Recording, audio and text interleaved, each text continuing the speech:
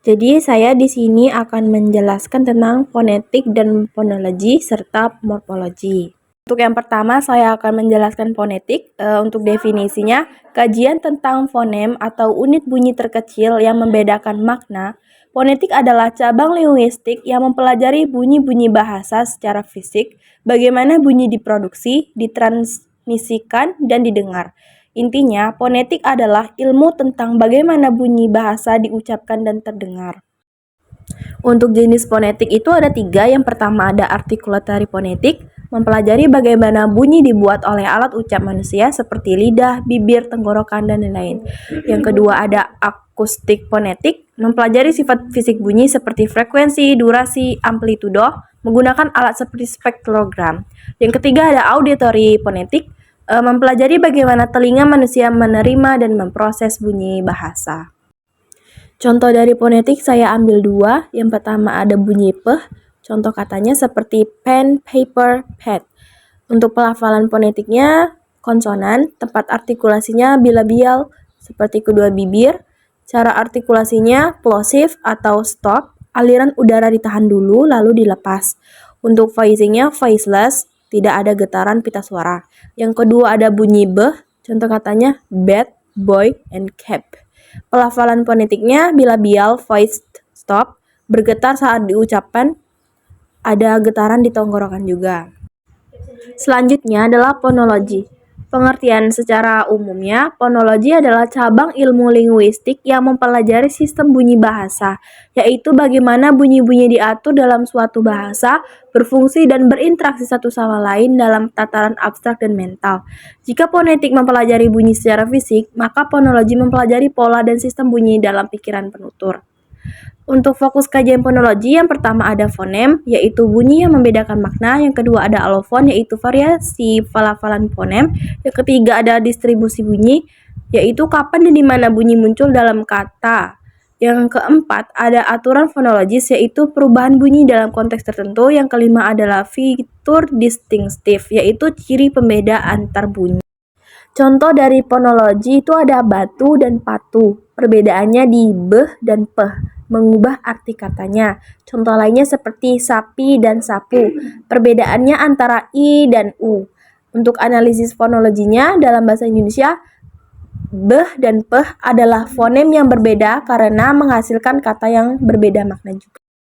Jadi untuk kesimpulannya, fonetik adalah cara bunyi diucapkan dan didengar, sedangkan fonologi adalah bagaimana bunyi digunakan dalam sistem bahasa untuk membedakan arti.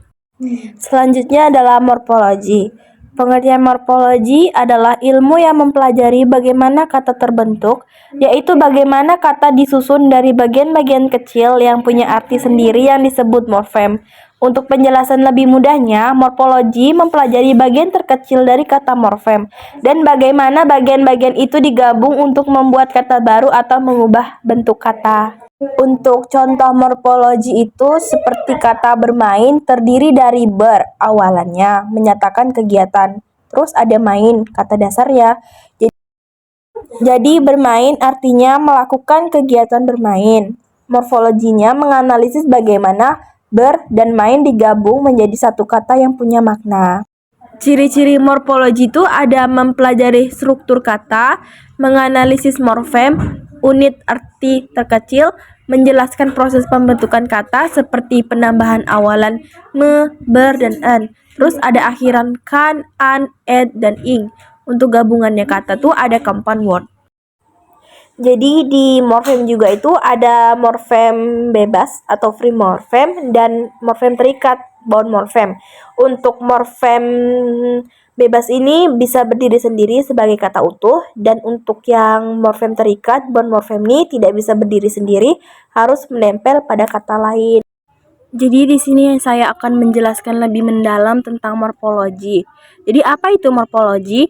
Morfologi adalah cabang linguistik yang mempelajari struktur internal kata dan aturan pembentukan kata dalam suatu bahasa.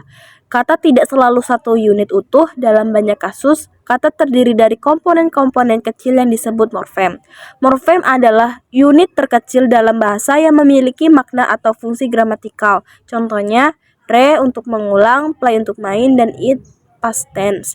ed untuk past tense. Untuk jenis-jenis morfem tuh kan ada morfem bebas dan morfem terikat. Jadi untuk berdasarkan jenis fungsinya ada derivational morfem mengubah makna atau kelas kata. Terus ada inflectional morfem menyatakan informasi gramatikal tanpa mengubah makna dasar kata. Terus juga ada allomorph. Allomorph adalah variasi bentuk dari satu morfem yang berbeda pengucapan atau bentuknya, tetapi memiliki fungsi dan makna yang sama. Contohnya itu seperti di cats, dogs. Untuk keempat itu ada word formation process atau proses pembentukan kata. Itu ada inflection menambahkan makna gramatikal dan tidak mengubah kelas kata. Contohnya talk menjadi talks atau talked dan talking. Car menjadi cars. Dan kedua tuh ada derivation menambahkan makna leksikal baru, bisa mengubah kelas kata. Contohnya menjadi teach menjadi teacher, kind menjadi unkind, and beauty menjadi beautiful. Dan yang ada juga compounding menggabungkan dua kata atau lebih, contohnya notebook, toothpaste, dan babysit. Untuk yang selanjutnya ada clipping memotong bagian kata. Contohnya itu examination menjadi exam, laboratory menjadi lab. Dan selanjutnya ada blending, yaitu menggabungkan dua kata sebagian. Contohnya smoke menjadi smoke plus fog, brunch menjadi breakfast dan lunch. Terus juga ada back formation, yaitu menghilangkan bagian yang dianggap affix. Contohnya editor menjadi edit. Dan juga ada acronyms dan initialism, yaitu kata dari huruf awal. Seperti yang untuk akronim itu dibaca sebagai kata NASA menjadi UNICEF, dan initialism dibaca huruf per huruf jadi B, B, C, A, T, dan ATM. Terus juga ada borrowing, meminjam dari bahasa lain. Contohnya piano dari Italia, sushi dari Jepang, batik dari Indonesia. Nah, kenapa morfologi itu penting? Karena morfologi itu adalah dasar untuk memahami struktur kata dan gramatika, juga membantu dalam pengajaran bahasa, misalnya pengajaran afiks dan terjemahan dan penerjemah kata kompleks, pembuatan kamus dan analisis bahasa. Juga digunakan dalam Natural Language Processing atau NLP, analisis kata oleh AI, dan pembelajaran bahasa kedua yaitu SLA atau penguasaan struktur kata baru. Jadi kesimpulannya, morfologi adalah ilmu yang mempelajari bagaimana kata dibentuk dan bagaimana bagian-bagian kecil yaitu morfem memberi makna dan fungsi gramatikal pada kata.